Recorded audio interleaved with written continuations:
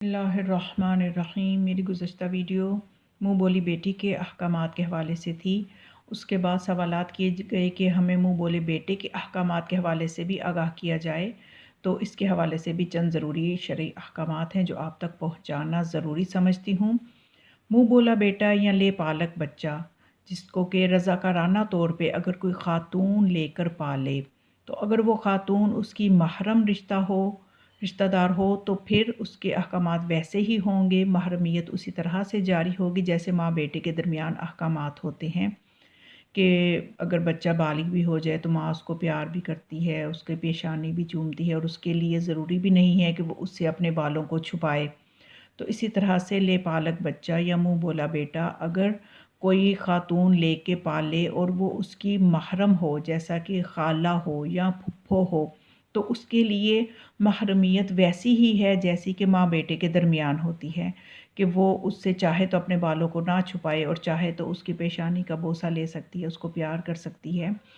तो इसी तरह से अगर कोई ख़ातून जो कि रज़ाकाराना तौर पे बच्चे को पाले लेकिन वो उसकी महरम ना हो, यानी जैसे ताई का रिश्ता, चच्ची और ममानी ये लड़के के नामहरम रिश्ते हैं, तो ये चाहे बच्चे को लेकर पालें लेकिन फिर भी ये नामहरम ही रहेंगी और इन्हें चाहिए कि बच्चे के बालिग होने पर अपने बालों को भी छुपाएं और उसको उस तरह से वो बोसा ना लें, प्यार ना करें जिस तरह से कि महरम रिश्ते में माँ अपने बेटे को प्यार कर सकती है। और अगर कोई और ख़ातून चच्ची, ताई या ममानी के अलावा कोई भी ख़ातून बच्चे को लेकर पाले, अपना बेटा बनाए, तो गरचे वो बेटा बनाए लेकिन वो उस पे अहकामात शरई उस तरह से जारी नहीं होंगे जो कि एक सगे माँ बेटे के दरमियान जारी होते हैं। चूँकि हमारे मुआशरे में ये चीज़ें जब बताई जाएँ तो बहुत तल्ख़ महसूस होती हैं, इस चीज़ को मुआशरा कबूल नहीं करता, जबकि इसका हमें कुरान में वाज़ेह तज़किरा मिलता है। इसका सरीहन तज़किरा जो है वो कुरान पाक में मौजूद है, क्योंकि इस्लाम में ये है कि इस ज़माने जाहिलियत में मुँह बोले बेटे जो हैं या मुँह बोली औलाद जो होती थी, उसको विरासत में भी हिस्सा मिलता था और महरमियत जो थी वो भी उसी तरह से जारी की जाती थी जैसा कि सगे रिश्तों में जारी होती है। लेकिन इस्लाम के आने के बाद फिर इस्लाम ने इन चीज़ों को यानी ख़त्म किया और विरासत और महरमियत को कल अदम करार दिया और नबी अकरम सल्लल्लाहु अलैहि वसल्लम ने अपने मुँह बोले बेटे ज़ैद बिन हारसा की मुत्तलका से, जो कि ज़ैनब बिन्ते जहश हैं, शादी की। हालांकि उससे पहले मुँह बोले बेटे की तलाक याफ्ता बीवी से शादी करना जायज़ नहीं समझा जाता था, लेकिन कुरान में ये आयात मौजूद हैं, ये पूरी आयात सूरह अहज़ाब में मौजूद हैं कि मुँह बोली औलाद जो है उसके दरमियान उस तरह से महरमियत नहीं होती, वगरना सगे बेटे की जो बीवी होती है वो उसके और ससुर के दरमियान महरमियत होती है, वो महरम रिश्ता होता है। वो एक इस तरह से नहीं होता कि जिस तरह से कि मुँह बोले बेटे की जो बीवी है वो उसी तरह से अपने ससुर के लिए नामहरम होती है जिस तरह से कि दूसरी ख़वातीन नामहरम होती हैं। तो इस्लाम जो है जाहिलियत की तर्ज पर मुँह बोले बेटे के तसव्वुर और असरात को सगे बेटे की तरह कबूल नहीं करता। कुरान ने सराहत के साथ इसको सूरह अहज़ाब की आयत नंबर 4 में फरमाया है, वमा जअला अज़वाजकुम मुल्लाई तज़ाहिरून मिनहुन्ना उम्महातिकुम वमा जअला अदइयाअकुम अबनाअकुम ज़ालिकुम क़ौलुकुम बिअफ़वाहिकुम वल्लाहु यक़ूलुल हक़ व हुवा यहदिस सबील, कि यानी तुम्हारी अज़दवाज को जिन्हें तुम लोग माँ कह बैठते हो उनको अल्लाह ने तुम्हारी माएँ नहीं बनाया और ना ही तुम्हारे मुँह बोले बेटों को तुम्हारे हकीकी बेटे बनाया है। ये सब तुम्हारे मुंह की बातें हैं और अल्लाह हक बात कहता है और सीधा रास्ता दिखाता है। तो यहाँ पे इस आयत में जो अदइयाकुम है, अदइया से मुराद दाइया यानी मुंह बोला बेटा। तो फिर उसके बाद यानी इसके बाद ये है कि उनको फिर किस तरह से बुलाया जाए, ये भी आयत में वाज़ेह सूरह अहज़ाब में अगली आयत में आता है कि उसके बाद खुदा फरमाते हैं उदऊहुम लिआबाइहिम हुवा अक़सतु इंदल्लाह, उनको उनके हकीकी बापों के नामों से पुकारो, यही अल्लाह के नज़दीक ज़्यादा बेहतरीन है। और फिर इसी सूरह अहज़ाब की आयत नंबर 40 में खुदा वाज़ेह हुक्म देता है, वमा काना मुहम्मदुन अबा अहदिम मिन रिजालिकुम वलाकिन रसूलुल्लाहि व ख़ातमुन नबिय्यीन, کہ محمد تمہارے مردوں میں سے کسی کا باپ نہیں، ہاں وہ اللہ کے رسول اور خاتم النبیین ہیں۔ تو اس طرح سے یعنی ان آیات کی روشنی میں، قرآن کی روشنی میں منہ بولے بیٹے کے 3 طرح کے جو رائج اثرات تھے، جو کہ رائج تھے پہلے زمانہ جاہلیت میں، وہ ختم ہو جاتے ہیں، یعنی نسب، محرمیت اور وراثت، ان کو اسلام رد کرتا ہے۔ تو اس طرح سے آپ نے واضح طور پہ جب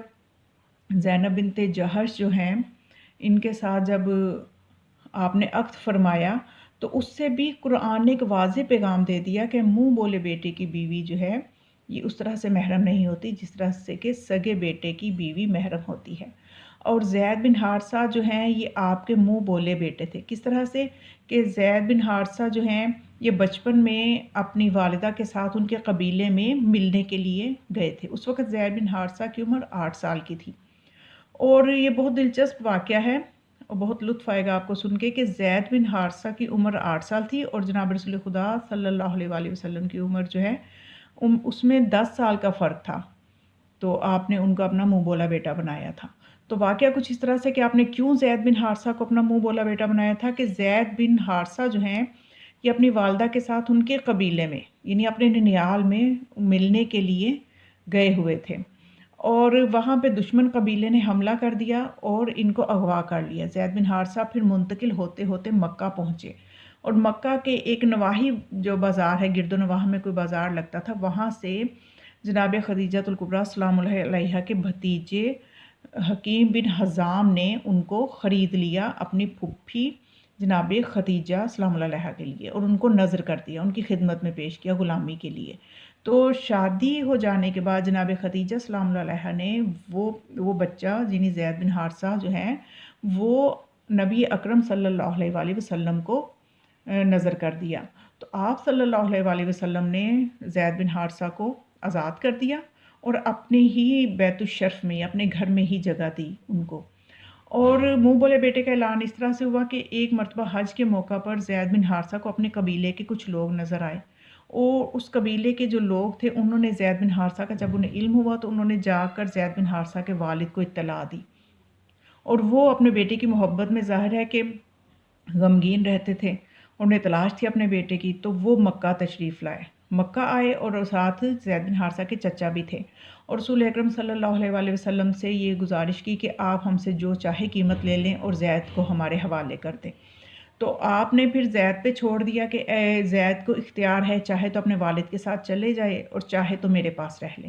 تو زید نے کہا، جناب رسول خدا صلی اللہ علیہ وآلہ وسلم سے فرمایا کہ جب سے میں نے آپ کی زیارت کی ہے میں کسی کو بھی آپ پر ترجیح نہیں دے سکتا۔ تو جب حارثہ نے اپنے بیٹے کا یہ جواب سنا تو کہا کہ اے میرے بیٹے، تم مجھے دکھی کر رہے ہو اور تم یعنی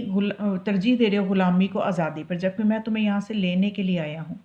تو اس طرح سے جب آپ کی محبت کو، جب جناب رسول خدا صلی اللہ علیہ وسلم نے زید کی محبت کو دیکھا، یقیناً آپ تو پہلے سے بھی جانتے ہی تھے، دنیا والوں پہ چونکہ آشکار کرنا تھا تو آپ نے دنیا پہ بھی واضح کر دیا زید کی محبت کو، تو پھر آپ نے جو ان کے والد ابھی وہیں موجود ہی تھے تو آپ نے ایک بلند مقام پہ تشریف لے گئے اور اعلان فرمایا کہ زید جو ہے یہ میرا بیٹا ہے، آج سے یہ میرا بیٹا ہے، میرا منہ بولا بیٹا ہے۔ تو اس اعلان کو سن کر، اس رتبے کو دیکھ کر پھر زید کے جو والد تھے وہ بھی خوش ہو گئے کہ اب میرا بیٹے کو ایک اچھا مقام مل رہا ہے۔ تو پھر وہ واپس چلے گئے، تو اس طرح سے یہ آپ کے سب لوگ آپ کو زید بن محمد کہنے لگے۔ تو اس طرح سے پھر ہوا یہ کہ جب زید بن محمد کے نام سے آپ مشہور ہو گئے تو یہ اتنا جو تھا یہ اس طرح سے پھر کچھ مسائل ظاہر شرعی احکامات کے تحت، تو جو بیٹے کی جو بیوی ہوتی ہے وہ سگے بیٹے کی جو بیوی ہوتی ہے اس کے اور سسر کے درمیان محرمیت کا رشتہ ہوتا ہے، محرم ہوتے ہیں ہمیشہ کے لیے۔ لیکن ہوا یہ کہ زید کی زینب بنت جہش کے ساتھ ازدواجی زندگی جو تھی یہ خوشحال نہ ہو سکی، یہ ایک دوسرے سے ان کے اختلافات رہتے تھے۔ تو اس کی خبر جب رسول خدا صلی اللہ علیہ وآلہ وسلم تک پہنچی تو حکم خدا سے پھر آپ نے ان کے عقد کو منقطع کر دیا، یعنی زید نے پھر طلاق دے دی، زینب بنت جہش کو طلاق دے دی، اور پھر زینب بنت جہش کے دل میں آپ صلی اللہ علیہ وآلہ وسلم کی محبت تھی، تو پھر لیکن آپ اس چیز کو تسلیم نہیں کر رہے تھے کہ انہیں نکاح میں لیں، یعنی آپ ظاہر ہے کہ اس وقت زمانہ جاہلیت میں تو अभी यही रवाज था ना कि मुँह बोले बेटे के लिए भी वही अहकामात होते थे, महरमियत के, नसब के, और उसकी मुतल्लिका से कोई निकाह नहीं करता था। तो आपको फिर अल्लाह की तरफ से बाकायदा सूरह अहज़ाब की आयत नंबर 36 से 40 तक ये मौजू आप मुतालिया करें तो पता चलेगा कि हुक्म हुआ कि आप ज़ैनब बिन्ते जहश से निकाह करें, ताकि लोगों को पता चले कि मुँह बोले बेटे के अहकामात और हैं, सगे बेटे के अहकामात और हैं। तो फिर आपने ज़ैनब बिन्ते जहश से निकाह किया और फिर वाज़ेह हो गया कि ये इस्लाम में अहकामात क्या हैं मुँह बोले बेटे के लिए। तो फिर इस तरह से चूँकि जब एक वाज़ेह हुक्म हो गया, आपने उस पे अमल भी करके दिखा दिया, तो आज अगर इस्लाम पे अमल करना लोगों के लिए मुश्किल है, उन्हें कहा जाए कि आप इस तरह से हिजाब के मामले में बात की जाए, तो फिर तल्ख़ियाँ लोग महसूस करते हैं कि हमने तो अपने हाथों से पाला है, तो अब हम हिजाब करें। तो ये इस्लाम पे अमल करना जो है, ये हमें